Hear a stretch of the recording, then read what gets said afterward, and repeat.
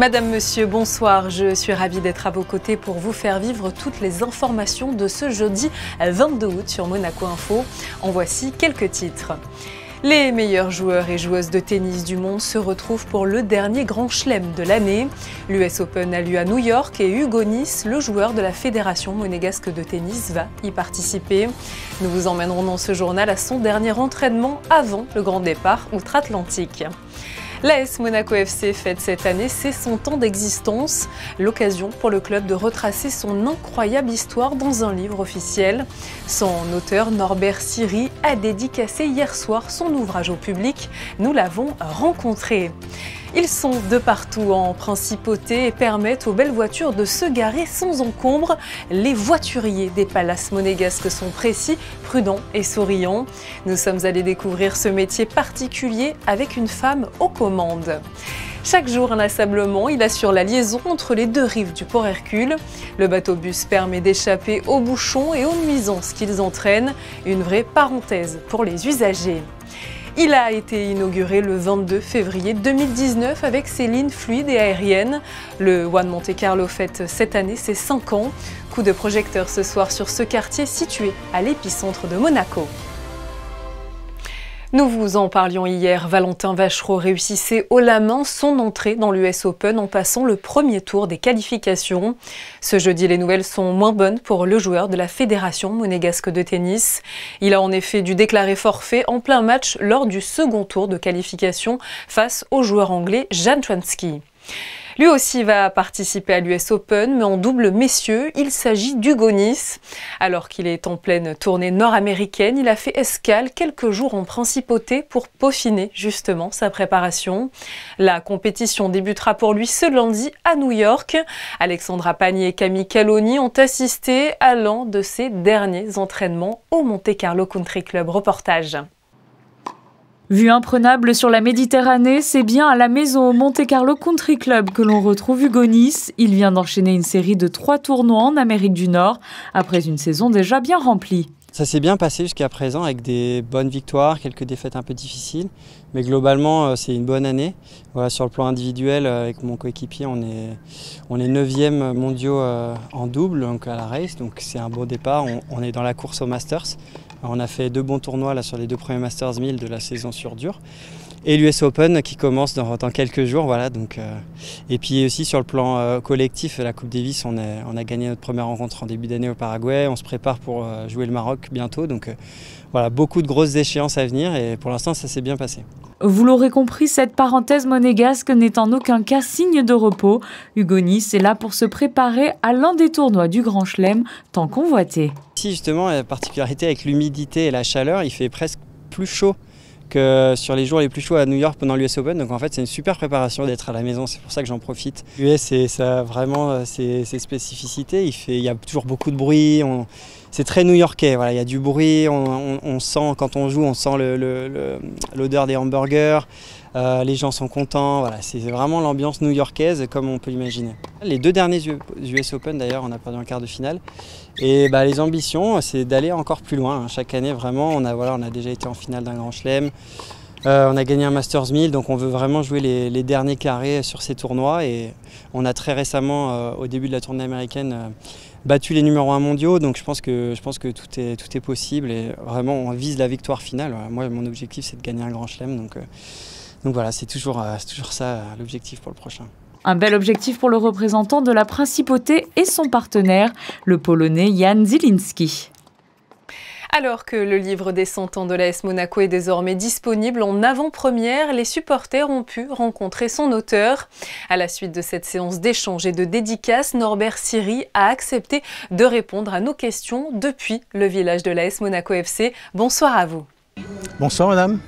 C'était important pour vous, je crois, d'aller à la rencontre des supporters, eux qui ont aussi façonné l'histoire du club de la Principauté. Ah ben bien entendu, hein, quand on écrit l'ouvrage sur les 100 ans de l'AS Monaco, c'est pour le public en général et pour les supporters en particulier, notamment ceux de Monaco, même s'ils ne sont pas nombreux, ils sont de qualité. Et la preuve, c'est qu'ils sont là et qu'ils attendent de faire signer leur ouvrage et sont tout heureux de voir également Delio Nys à mes côtés, qui est le recordman des buts de l'histoire du championnat de France, avec 299 buts. Et je crois que c'est un record qui ne sera jamais battu.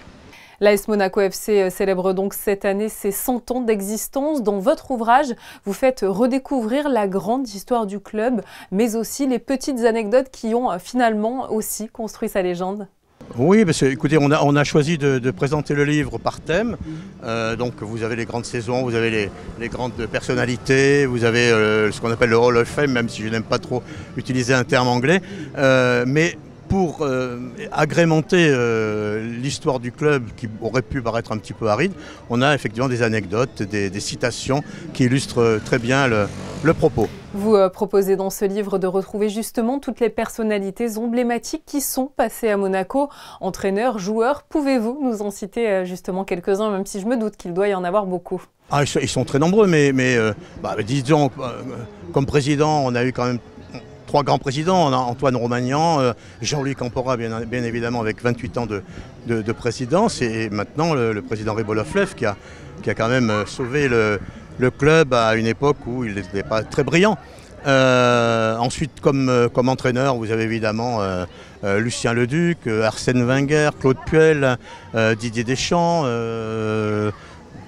Louis Pironi, qu'on oublie aussi, même s'il n'a pas été toujours entraîneur de l'équipe première. C'était un grand entraîneur, un grand pédagogue dans le passé. Et puis comme joueur, évidemment, vous avez tous les joueurs de l'âge d'or en 60-63. Vous avez Douis, Théo, Hidalgo, Biancheri, Lucien Cossou, qui vient d'être dépossédé de son titre de deuxième buteur de l'histoire de l'AS Monaco par Ben Yedder, qui lui est passé devant pour quelques buts.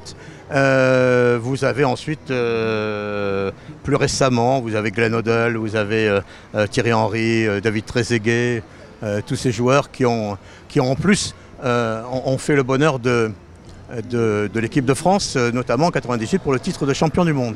Et puis encore maintenant, évidemment, vous avez Falcao, vous avez Mbappé. Ils sont très nombreux, je suis désolé auprès de ceux que j'ai oubliés. Jean-Luc Ettori, bien sûr.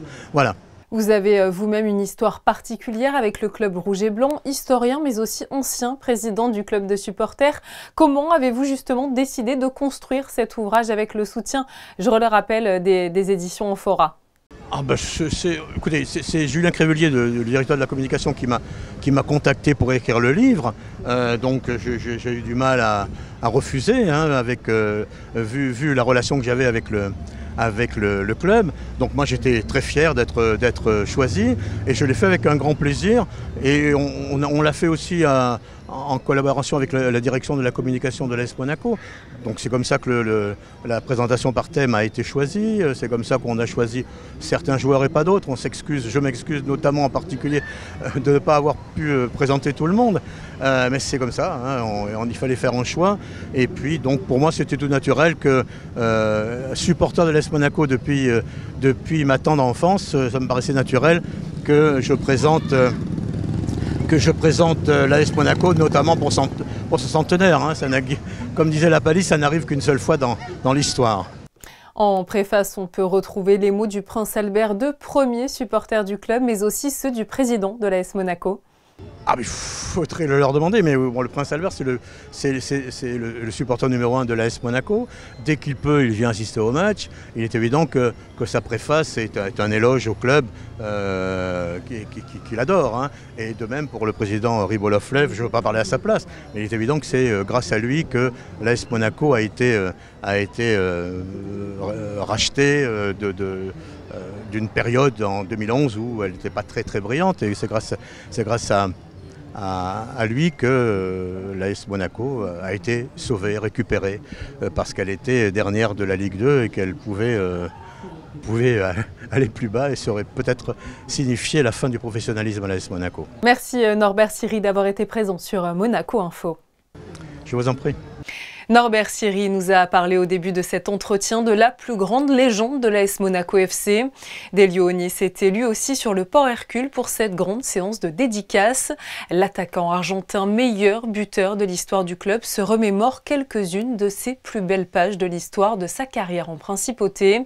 Une équipe de Monaco Info en a profité pour l'interroger. Il revient notamment sur l'évolution du club. Écoutez-le. L'évolution du club, c'est un peu difficile. C'était quelque chose de complètement différent à l'époque. c'était plutôt famille. Et maintenant, c'est plutôt, disons, commercial. Je ne sais pas comment l'expliquer vraiment. Mais de toute façon, quoi qu'il arrive, c'est toujours mon club de cœur jusqu'à la mort. La preuve, c'est que je suis venu vivre ici, donc j'aime beaucoup ça. Et de toute façon, c'est l'endroit aussi où j'ai plus réussi en numéro, disons. Les buts, la plupart, je les ai marqués ici. Et oui, je suis heureux d'être ici parmi vous et j'espère pouvoir signer quelques autographes. Delio Onis était au micro de Vanessa Dessy et de Camille Caloni. Et sachez que le village AS Monaco, organisé dans le cadre des festivités du centenaire du club, restera ouvert tous les jours jusqu'à ce dimanche. Lui aussi est un serial marqueur. Le joueur néerlandais Memphis Depay, passé notamment par l'Olympique Lyonnais et le Barça, a été aperçu à Monaco. Il était en effet sur la digue du Port Hercule pour s'entraîner avec un préparateur physique, comme vous pouvez le voir sur ces images publiées par le joueur lui-même sur son compte Instagram. La nouvelle saison de football démarre à travers l'Europe, mais l'attaquant de 30 ans n'a pour le moment signé avec aucun club, alors qu'il vient tout juste de quitter l'Atlético Madrid. Pendant ce mois d'août, nous vous emmenons à la découverte de métiers, de personnalités extraordinaires. Aujourd'hui, nous allons à la rencontre de Marlène, la seule femme voiturier de Monaco, qui tient d'ailleurs à garder le nom masculin. Théo Schumer et Olivier Bonello l'ont rencontrée et vous dévoilent les coulisses de sa passion. Je la fais, Laurent.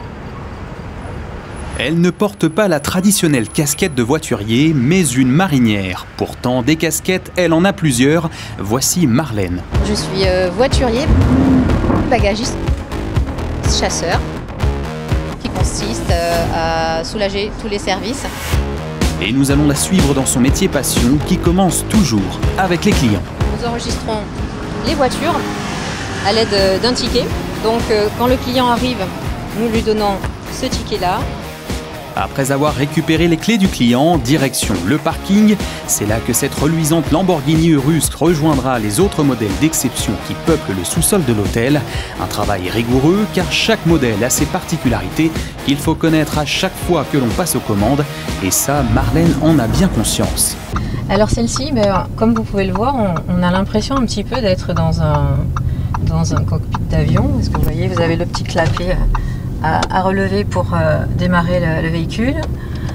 Ensuite, vous avez la commande au volant par palette pour enclencher la première en automatique.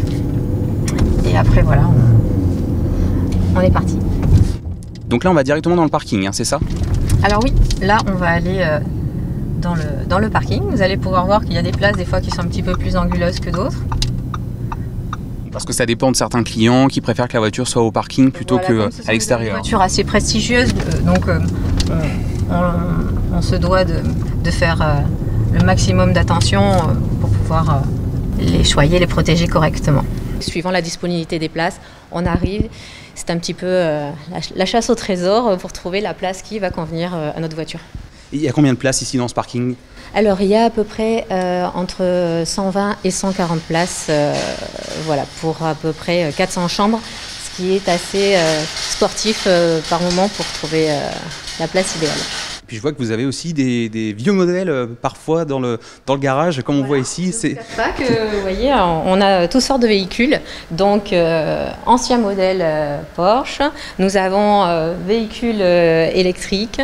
C'est assez homogène comme conduite. Quelles sont les marques qui reviennent un peu le plus souvent ici dans ce parking? Quels sont les modèles d'exception qu'on peut y trouver? Alors, on a beaucoup de Porsche, voilà, que ce soit dans des modèles de collection tels que ceux-ci, que comme les derniers modèles de Porsche Cayenne en hybride. Est-ce que d'ailleurs vous avez un modèle préféré par exemple?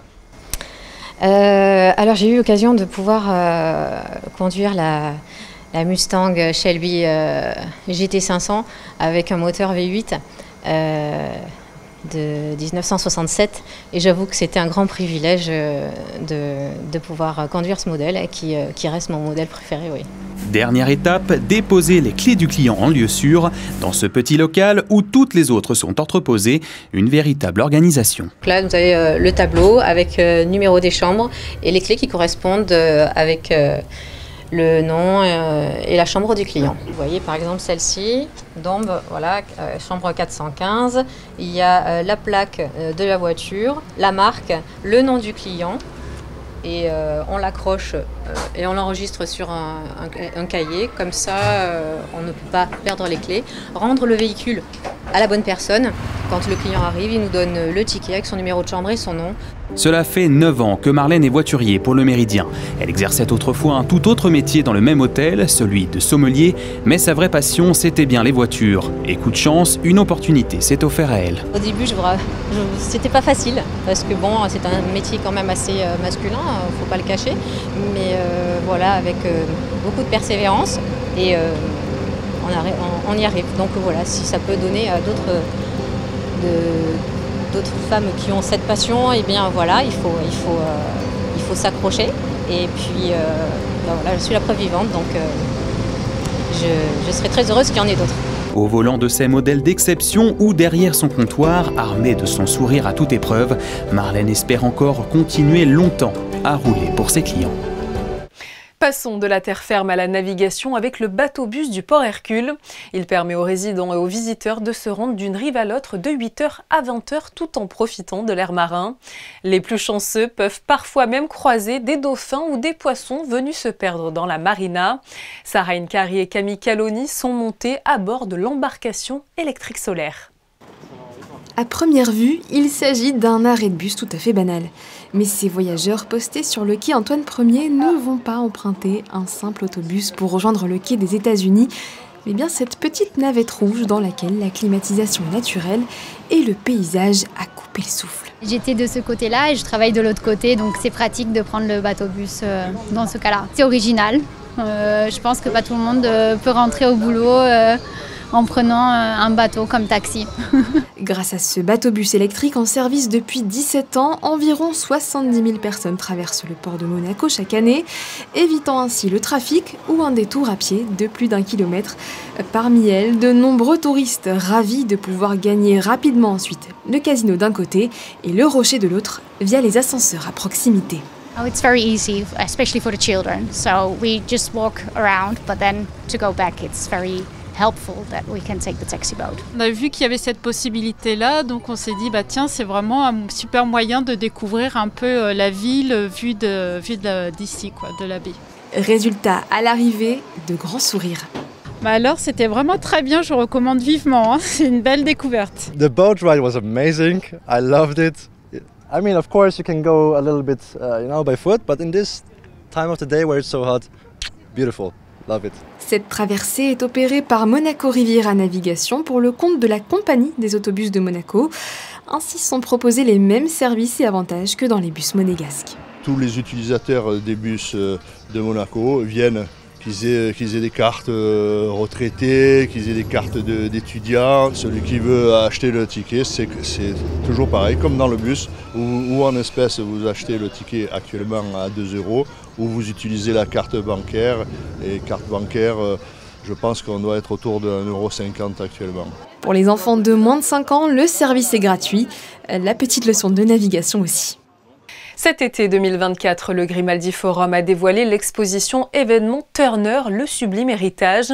Elle présente un ensemble d'œuvres de premier plan du peintre dans une scénographie unique de plus de 2000 m².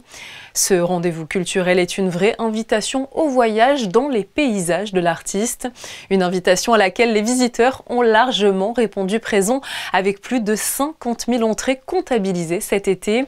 Attention, il ne vous reste plus que 10 jours pour en profiter puisque l'exposition prendra fin le dimanche 1er septembre. Le One Monte Carlo célèbre cette année, je vous le disais, en titre son 5e anniversaire. Déployé en lieu et place du Sporting d'hiver, ce quartier ultra moderne s'étend sur 60 000 m² et il est très rapidement devenu un lieu de vie majeur en principauté. C'est le Focus Info du soir, il est signé Sarah Incari, Olivier Bonello et Clélia Renaud. 6 immeubles résidentiels haut de gamme, un immeuble de bureaux, 24 boutiques de luxe, un restaurant, un centre de conférences et une galerie d'art. C'est le résumé en chiffres du One Monte Carlo inauguré par la Société des Bains de Mer en 2019 en présence du couple princier. Un nouveau chapitre dans l'histoire de la SBM s'ouvrait alors. Aujourd'hui, 5 ans après, le directeur de ce complexe luxueux affiche un sourire rempli de satisfaction. Le domaine résidentiel a certainement un grand succès puisque tous les appartements sont occupés aujourd'hui. Je ne parle pas des boutiques, des shoppings, puisque toutes les boutiques ont des baux commerciaux et je crois qu'il y a encore une liste d'attente malgré les autres développements du groupe. Sur le plan plus événementiel, nous avons la chance d'avoir un espace qui est très modulable, qui est très adaptable, qui peut être privatisable, c'est-à-dire on a beaucoup de manifestations qui souhaitent privatiser l'ensemble des salles. Nous avons plusieurs salles, nous avons au total 6 salles, donc une salle des arts qui était la reproduction de la salle des arts historique du Sporting d'hiver, qui a été une des conditions d'acceptation de ce projet. Et ensuite nous avons un amphithéâtre, 3 salles de sous-commission, et tout ça peut soit être loué de manière indépendante, séparée, soit être privatisé. En toute intimité, la maison Chanel a par exemple privatisé les lieux il y a quelques semaines pour présenter sa nouvelle collection de haute joaillerie. La scénographie était spectaculaire. C'est une manifestation qui a duré 1 mois complet, avec 12 jours de montage, 24 heures sur 24, 100 personnes, c'était une vraie chorégraphie. C'était très professionnel et pour nous c'était une expérience unique parce que ça a été elle restera dans l'histoire, je pense, du centre définitivement. Si le One Monte Carlo était également à l'époque un tout nouveau quartier dédié à la mode, avec la cohabitation en un même lieu de 4 des plus prestigieuses maisons de luxe, Cartier, Louis Vuitton, Chanel et Fendi, c'était aussi un nouveau quartier résidentiel attendu avec la création de 37 appartements de 60 à 800 m². Il y a donc 6 immeubles d'appartements et au sommet de chacun de ces 6 immeubles, il y a un triplex avec une piscine privative. On a décidé de faire plutôt des grands appartements parce que ça correspondait à notre clientèle, une clientèle de famille qui recherchait des appartements pour vivre à l'année à Monaco. Au-delà de jouir d'un appartement haut de gamme avec dressing, belle hauteur sous plafond et matériaux nobles, ce sont surtout les services mis à la disposition des locataires qui revêtent un caractère exceptionnel. Les résidents ont évidemment un service digne d'un palace. Et ça, c'est aussi notre marque de fabrique dans la Société des Bains de Mer. Donc on leur propose conciergerie et service voiturier 24 heures sur 24. Également, on propose un service de room service, puisqu'on a nos restaurants qui sont juste à côté du One Monte Carlo et même dans le One Monte Carlo. Et donc, ils peuvent commander la restauration à domicile et évidemment aussi service blanchisserie. On a notre propre équipe pour faire le ménage dans les appartements. Donc, de quoi répondre à toutes leurs attentes. Pour les petits creux, un restaurant ne pouvait manquer à cet espace. Alors, les équipes de la SBM ont fait appel au talent du chef doublement étoilé Marcel Ravin pour élaborer la carte de cette nouvelle adresse qu'elles ont choisi de baptiser Madawan. Explication. C'est en lien avec notre chef, Marcel, et son île de cœur et de naissance, la Martinique. Et donc, là-bas, on dit la Martinique, on dit Madinina, entre autres. Et Mada, en fait, c'est une abréviation. Donc du coup, c'est un petit coup de cœur Madawan pour l'île de Martinique. Et vu que nous sommes dans un quartier où il y a beaucoup de shopping, c'est aussi un petit clin d'œil pour la jeune féminine parce que Mada, c'est le diminutif de Madame. Donc du coup, d'une pierre deux coups, ça a été fait comme ça. L'établissement régale environ 500 clients par jour en période estivale, que ce soit au petit déjeuner, au déjeuner ou encore pour une douceur l'après-midi. Il va y avoir à la fois des classiques, mais retouchés par notre chef Marcel Ravin, accompagné de son fidèle complice Bertrand Duby. Et donc ils vont faire des petites touches de saveur, par exemple sur une salade César, ça va s'appeler salade Césaire, en hommage à un artiste martiniquais. Et il y aura des petites touches avec du curry, il va y avoir des petites choses qui vont faire que du curcuma, que vous allez voyager et que ça va un petit peu casser les habitudes des best-of qu'on peut trouver ailleurs. Ici, le fait maison est privilégié et les prix sont accessibles. Bref, ce restaurant engagé a tout pour lui et séduit depuis son ouverture les ultra-locaux comme les touristes. On est à 2 pas du cœur de Monte-Carlo, de la place du Casino. On a un endroit, on va dire classe et décontracté, avec un couvert moyen qui est abordable, autour des 35 € le midi. Et ça permet d'avoir un panel de clientèle assez large. Et c'est ça qui est bien aussi ici, c'est qu'en fait, ici, tout le monde se sent à l'aise. Que vous soyez monégasque, résident, travailleur, en vacances, vous êtes tous les bienvenus. Voilà la définition de la snackonomie, concept de restauration créé de toutes pièces par le chef Marcel Ravin et qui allie le savoir-faire gastronomique à la simplicité d'un lieu. Une formule gagnante que le guide Goemillo a récompensée en attribuant une toque, une belle surprise pour toutes les équipes. Avant de clore ce journal, un point sur vos prévisions météo avec Sarah Inkari. Bonsoir à vous. Quelle sera la tendance dans le ciel ce vendredi ? Bonsoir Julia, bonsoir à tous. Le ciel sera totalement dégagé demain. Encore une journée idéale pour profiter de la plage en principauté. L'indice UV grimpera jusqu'à 6, alors pensez à bien vous protéger. Quant aux températures, elles seront stationnaires avec 23 degrés le matin et 27 l'après-midi pour les maximales. Enfin, on embrasse bien fort les roses de notre entourage. Elles seront à l'honneur ce 23 août. Eh bien, ce sera fait, Sarah. Merci à vous pour ce point complet sur la météo du vendredi 23 août. Demain, vous allez d'ailleurs pouvoir retrouver Christophe Paco à la présentation de ce journal. De mon côté, je vous quitte avec les photographies de Manuel Vitali. Il a assisté ce matin à l'entraînement de l'AS Monaco FC. Les joueurs sont en pleine préparation de leur 2e match de la saison. Ils vont se mesurer à l'Olympique Lyonnais ce samedi à 17 h. Vous pourrez d'ailleurs entendre dans l'édition de demain les ressentis de l'entraîneur et des joueurs avant ce choc. Très belle soirée sur Monaco Info et à très vite.